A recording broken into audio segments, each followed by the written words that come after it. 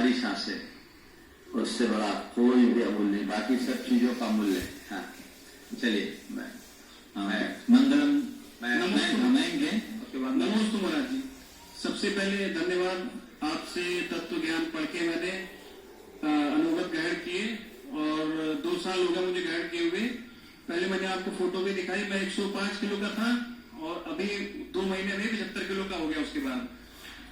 और अब मैं फोटो शेयर भी कर सकता हूँ। और ये धर्म का अतिशय चमत्कारी है कि मेरे जैसा पापी आज सब पाप छोड़ के धर्म के रास्ते चल रहा है। अरे ये तो बता दिया 105 किलो से 75 किलो हो कैसे गया। हाँ, मैंने आदिनाथ भगवान का पढ़ा कि 6 महीने उन्होंने उपवास किया, तो मैंने कहा आदिनाथ भगवान कर सकते तो 6 महीने में एक आसन कर सकता हूँ। तो मैंने 6 महीने तक एक टाइम प्लेन डोसा खाया सिर्फ, और एकदम से छोड़, उससे पहले मैंने कभी उपवास नहीं किया था और मैंने एकदम से अगले दिन से छोड़ दिया, एक ही वक्त सीधे। और वो मैं 6 महीने तक चलाता रहा, फिर काफी ज्यादा असर हो गया बॉडी पे, पर कोई मेरी फिटनेस पे असर नहीं था। तो फिर मैंने 2 टाइम यथाशक्ति लिया था, यथाशक्ति 2 टाइम खाता हूँ आजकल। बहुत सुंदर। देखो ये आज एक उदाहरण है, 105 किलो से 75 किलो पे आ जाना, 30 किलो 2 महीने में रिड्यूस हो जाना अपने आप में एक बहुत बड़ी बात है। और ये संयम का प्रताप है। यदि लोग अपनी प्रवृत्ति में थोड़ा सा संयम जोड़ ले तो ये बातें बहुत सहज होगी। चलिए।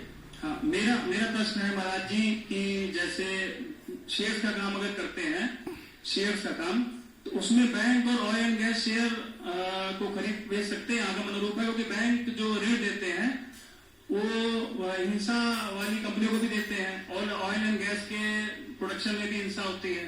तो ये आगम अनुरूप है इनको खरीदना बेचना कि नहीं? देखिए, अगर देखा जाए शेयर के संदर्भ में कुछ खास बातें बोलता हूं।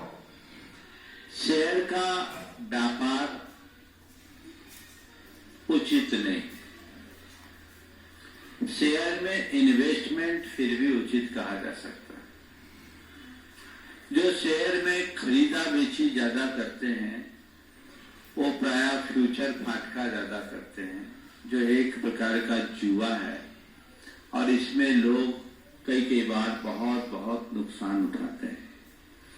मैं शेयर के कारोबार की प्रायः एक वाक्य में व्याख्या करता हूं। जिस धंधे में माल खरीदने के बाद दाम घटे और बेचने के बाद बढ़ जाए उसका नाम शेयर बाजार। बिल्कुल सही है। यह खरीदने में भी रुलाता है, बेचने में भी रुलाता है। पर शेयर का कारोबार अगर एक निवेश के रूप में लोग करें तो वह ग्राह्य हो सकता है। हमने किसी कंपनी में अपनी भागीदारी ली, अपने हिसाब से शेयर खरीदा और भूल गए। रोज देखे कि हरी लाइन है कि नीली है, लाल है, ये ठीक नहीं। इससे मन में बड़ा संकल्प विकल्प होता है। लेके भूल जाओ, हमने लिया और निवेश कर दिया और जब हमारे हिसाब से उसकी वृद्धि हो गई, निकाल दिया। पर उसमें सावधानी क्या? जो हमारे पास अतिरिक्त है उसी का निवेश करना चाहिए और उसका भी एक हिस्सा। दूसरी बात, उन्हीं कंपनियों में करना चाहिए जो पूरी तरह शुद्ध और अहिंसक उत्पादों का काम करती है, क्योंकि कंपनी यदि हिंसा करेगी तो आप उसके लाभांश को पाने से हिंसा के भागीदार बनेंगे। तीसरी बात, ऐसी कंपनियों में निवेश करना चाहिए जो चलती भी है, उतरती भी नहीं, जो खुद कमाए वो आपको कमाई दे सकती है। तो आपने पूछा बैंक का, ऑयल एंड गैस का। सूक्ष्म दृष्टि से देखा जाए तो बैंक का शेयर उचित नहीं है, क्योंकि बैंकें सबको फाइनेंस करती है, उसका लाभ आपको कहीं न कहीं से मिलेगा।